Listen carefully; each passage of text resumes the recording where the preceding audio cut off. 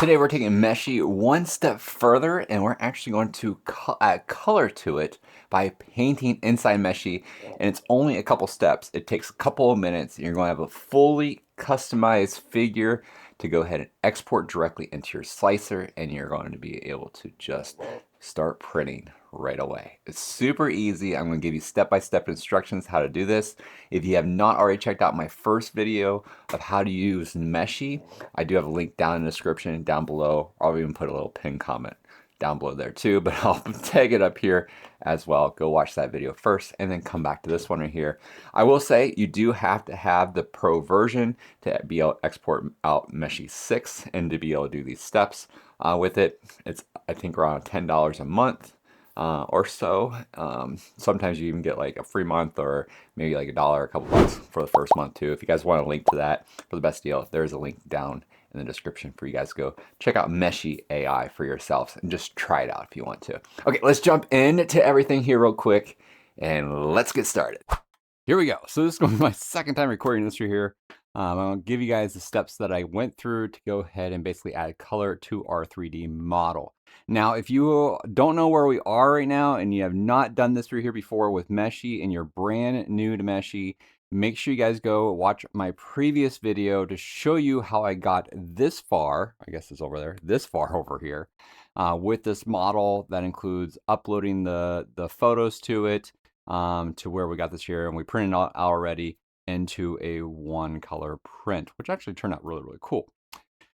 So if you guys want to check that out, I have a link right above or down in the description or in the pinned comment right there. You go check out that video first and then come back to this one right here. It's going to work with most slicers to be able to do this. You do have to have a pro version, a paid version of Meshi to be able to export Meshi 6 out of here. And it is going to cost 10 credits to go ahead and colorize this with it. So we're going to make sure that we're under a model. We already created a model previously with it, and these were the images that I used for that model. So I used 4, and if you have a paid version of it, you can do this multi-view option and be able to upload your main photo, which was this one here, and then 3 additional ones. That way you get better 3D model out of it. So that's kind of cool. It's a new option that they threw in there with it. Okay, so I click on texture, and then basically just going to click on texture right here, and it's going to look at your photos that you uploaded previously out of this right here, and it's going to texturize it for you. And to save time, I did it already. So right here it is. Kind of see how he looks. We're going to move him around. Turned out pretty cool. Right there. Now, look at the bottom down here. You're going to see 2 icons. This is important because these are kind of missed all the time. Like, how do I get there? There is like this little 3D print option right here, or animate option. We're going to click on this print option. Once you click these here, you can't go back, I found out. So maybe you can, I just haven't figured out how. But we're going to click on the print, and now it's going to change it to go up here, and we're going to see multicolor print. And you can add a base if you want to add a base. That way it has something to sit on if you want to. But for this, I'm just going to click on multicolor print. And then we're going to choose how many colors we can use for our printing. So usually, most people are going to have one CFS machine, so probably like 4. But if you have 2 CFSs, then you can do 8 or 12 or 16 or whatever you want to do to really kind of, work it all out right there with it. So this takes a minute to load, and then it's going to give me my colors in here with it. So you can kind of see my custom colors. I can change these right here around. Like maybe I don't want this kind of maroon color. I can change that right there to black. We can kind of see what that right there looks like a little bit. Kind of like the purple. I'm going to leave the purple alone. I do want to change this one right here to like a gold kind of color. Do this orange here because I have this gold color that I like to use with it because I like the purple and the gold too. So I don't know where this goes. I want to change this here to white just to see. So it's kind of just like the highlights of it. I don't know if I want that or not. I might just also change that right there to like another orange outside of gold, or maybe I just make that gold completely.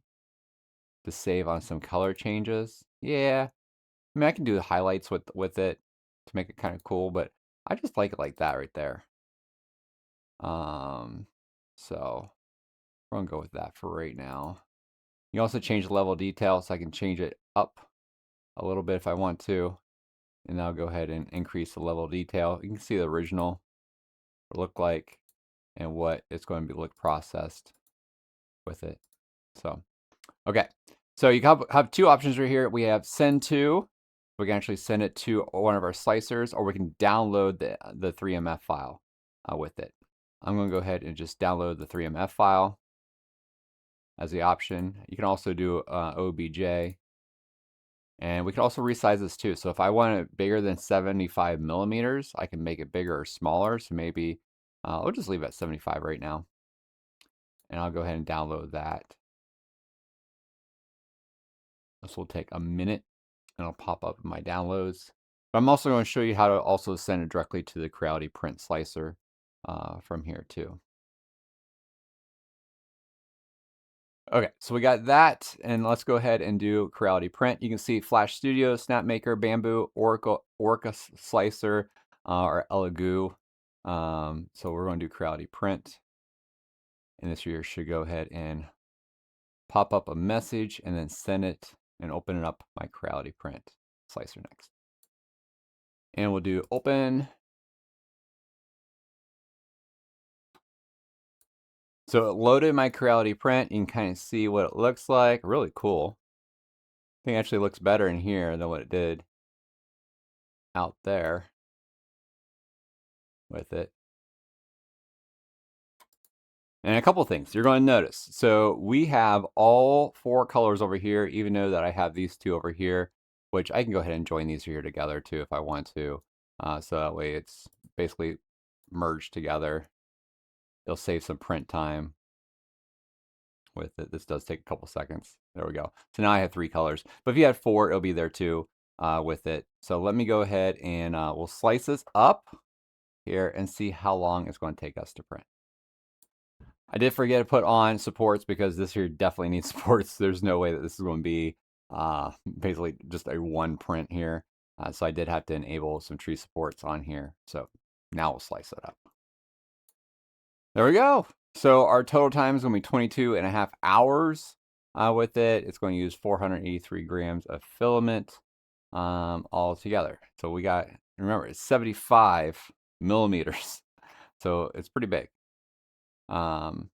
With this. So 630 changes of filament altogether. But this is an easy way for you to be able to color and paint within Meshi AI your designs now. So no more do you have to go into your slicer and paint it yourself manually. You can have Meshi do it all for you right there yourself. As you can see, it is that easy to go ahead and export out a colored figure directly into your slicer now using Meshi AI. Pretty easy to do. It's going to work with most slicers and it's fantastic. I had no problems with it, and hopefully you guys found that right there helpful too. If you guys want to check out my next videos, make sure you guys click on this playlist right over here. Go check those right there out, and I'll see you guys over there. And don't forget, if you guys are new, hit that subscribe button please, and thank you, and I'll see you guys on the next one.